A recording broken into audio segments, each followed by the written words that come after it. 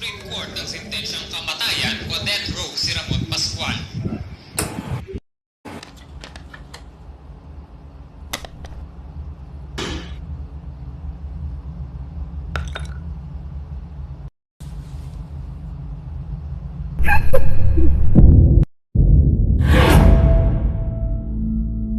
Matagal na ako nandito sa Santa Lucia. Maraming mga kwentong kumakalat tungkol dito. Sa dami ng kwentong narinig ko, hindi ko na alam kung alin doon ang gawa-gawa. At alin doon ang paniniwalaan ko. Pero ito, ang sigurado akong totoo. May nagpakamatay. Ang pangalan, Erica. Classes were suspended for the day. Today we pray. We mourn.